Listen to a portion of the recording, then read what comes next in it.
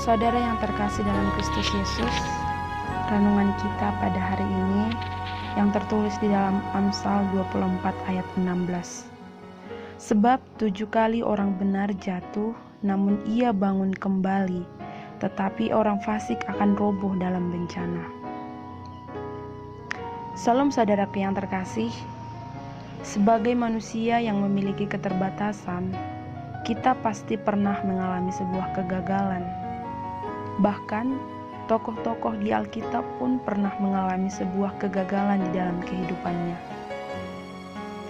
Musa gagal mentaati perintah Tuhan karena ia marah kepada bangsa Israel yang tegar tengkuk. Raja Daud gagal mempertahankan kekudusan dengan mengambil Batseba, istri Uria, menjadi istrinya. Petrus gagal mempertahankan imannya, dan masih banyak contoh lainnya. Sesungguhnya, bukan kegagalanlah yang Tuhan harapkan terjadi atas setiap kita, tetapi respon kita dalam menyikapi sebuah kegagalan. Tuhan tidak mau kita menyerah, tetapi kita harus bangkit. Bagaimana cara kita bangkit dari sebuah kegagalan? Yang pertama, merendahkan hati di hadapan Tuhan. Kunci utama sebuah pemulihan adalah merendahkan hati di hadapan Tuhan.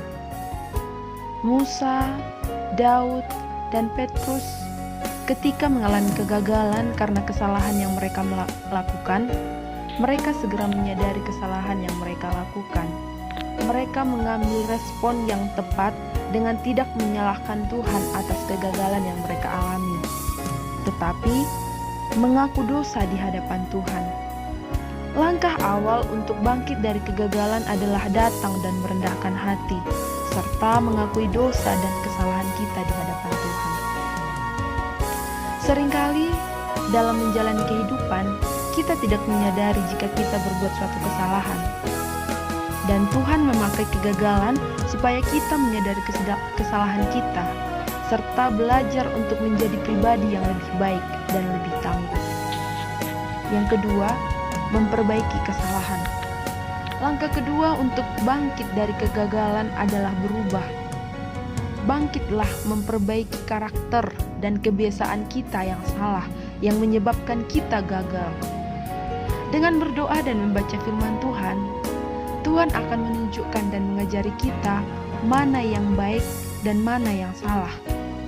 Mengubah sebuah kebiasaan memang bukanlah hal yang mudah, tetapi jika kita mulai membangun sebuah kebiasaan yang baru, yang baik, dan seturut dengan firman Tuhan, maka pelan tapi pasti kehidupan kita pun akan mengalami perubahan. Sebagai contoh, jika selama ini kita suka bersungut-sungut dan marah-marah, mulailah membangun kebiasaan mengucap syukur dan bersabar. Jika selama ini kita kurang mengasihi orang lain, mulailah menabur kasih kepada orang lain. Yang ketiga, berjalan maju. Hal terakhir setelah kita belajar memperbaiki kesalahan adalah jangan tergoda untuk kembali ke belakang dengan segala kebiasaan dan kesalahan kita yang lama. Berjalanlah maju ke depan. Percayalah bahwa di depan ada sesuatu yang baik dan indah yang sudah Tuhan sediakan bagi kita. Bersemangatlah dan berjuang kembali bersama Tuhan. Pengampunan yang Tuhan sediakan selalu disertai dengan sebuah pengharapan baru. Petrus tidak menjadi orang yang gagal di akhir hidupnya, tetapi ia justru menjadi rasul yang hebat dan membawa banyak orang untuk mengalami kesembuhan dan keselamatan. Amin. Tuhan Yesus memberkati.